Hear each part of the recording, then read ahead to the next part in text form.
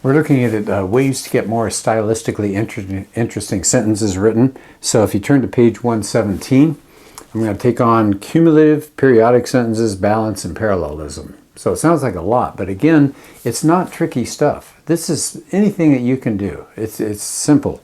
So first is cumulative or periodic. What are we talking about there?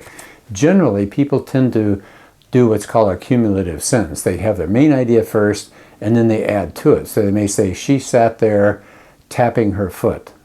Notice what the key idea is, she sat there. Then you're just telling us what she's doing.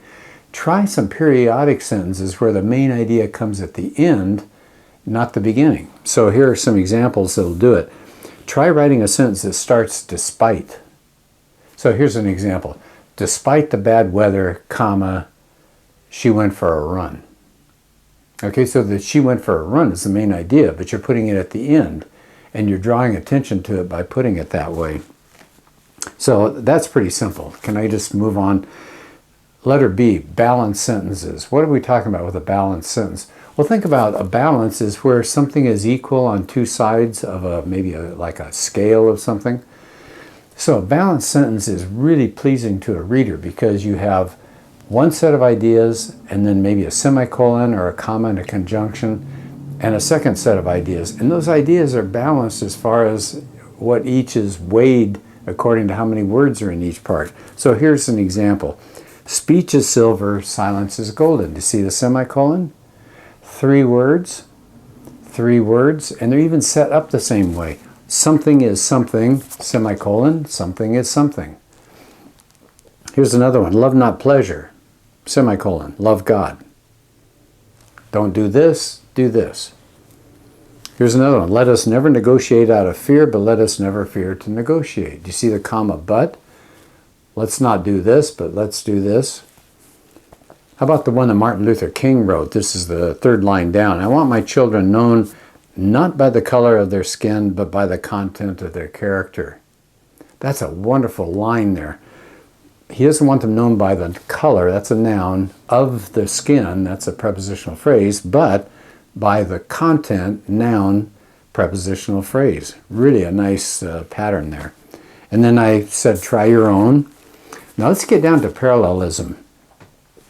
Parallelism is where you take a complete grammatical structure of some kind, several words, maybe just one. It's more effective if it's several words, and you repeat the pattern. You don't necessarily repeat each word, but you repeat the pattern. So easier if I just show you some examples here.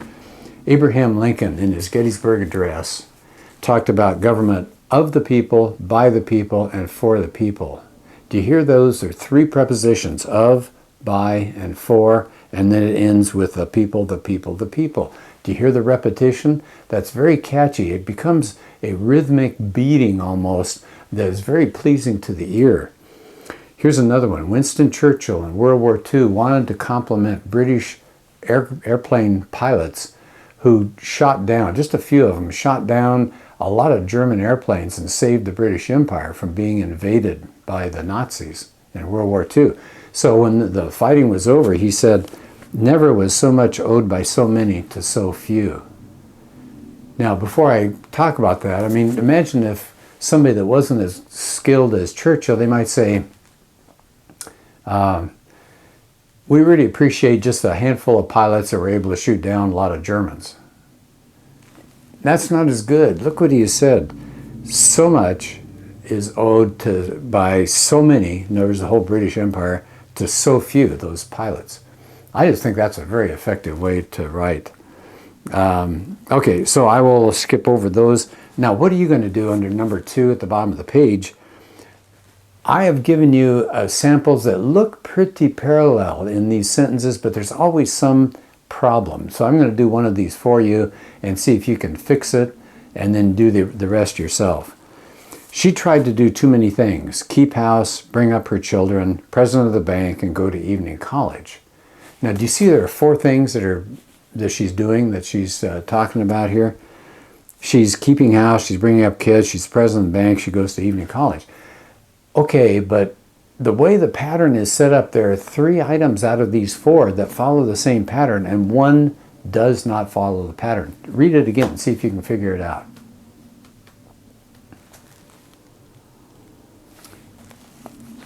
Do you notice the actions in there? She keeps house, she brings up her kids, she goes to evening college.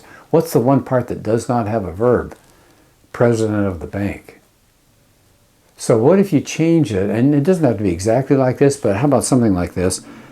She tried to do too many things. Keep house, bring up her children, preside over the bank, and go to evening college. Or she tried to keep house, bring up her children, run the bank, and go to evening college. Now you've got parallel passage. You've got 4 items in the same grammatical structure. So do the rest of those and see how that turns out for you. Parallelism is done so much. It's a very classy thing to do. So on page 118, I'm asking you to try your own examples. And eventually I'd like you to do that in your own writing that you're turning in for the class here. So I hope that makes sense, especially parallelism. That is outstanding if you can pull that off. So try it out and see how it goes.